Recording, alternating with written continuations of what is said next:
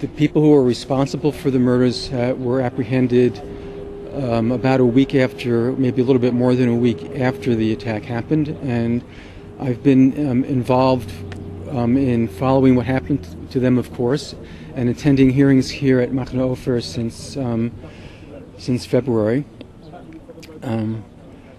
What we're actually doing here, it turns out, is breaking new ground in victims' rights in Israel. So we've been able to be very well informed by the prosecution about what they're doing, to understand what the prosecution is doing, and to have our own voice as victims of terror included in what goes on in the courtroom. And that's been a very positive step.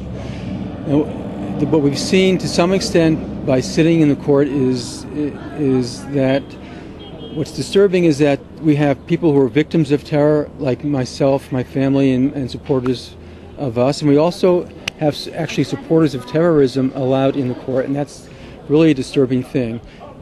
So as we've seen over and over again at each of these hearings, and have been to quite a few now, supporters of the people who murdered my son and my grandson are in the courtroom.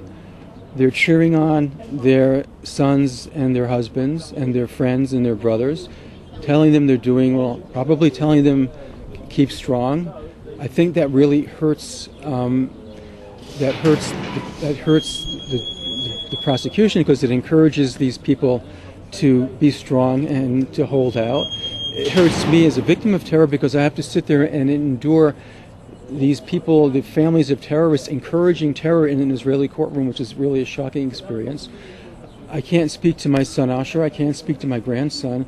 Why is it that the families of terrorists can speak in open court to their murdering sons? It just doesn't make any sense. That's been a continuing problem, and we've had some relief to some extent, but it still goes on. And what I really would like to see here is that there's some decorum in the courtroom, and that shouting and yelling between murderers and their families is something that's not allowed, and that's not happened, and it really does have to happen. We certainly feel that the justice system is going forward, and what we saw here today is a step forward for justice, and for justice for the people who murdered Asher and Yonatan.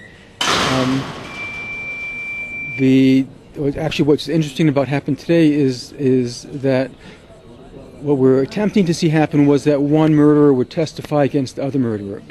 What actually happened is that the power of terror in this courtroom was so strong that the individual who was going to testify against his partner told the court that he was intimidated and afraid that the family of the other murderer would take revenge out on his family back in their hometown.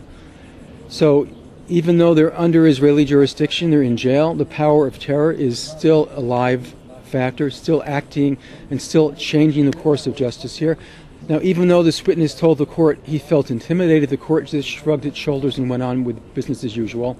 That is kind of maybe a little bit surprising. If a witness says he's intimidated, it seems like the court and the authorities should do something to end that intimidation. They didn't. Nevertheless, from what I'm told, overall the day was a success for the prosecution, and we're a step closer to having these two men locked up for the murders of Asher and Yonatan. I think there needs to be recognition that stones kill people. That's definitely true. You can't say that simply because somebody's vehicle was attacked by stones that's not dangerous. Asher and Yonatan were killed.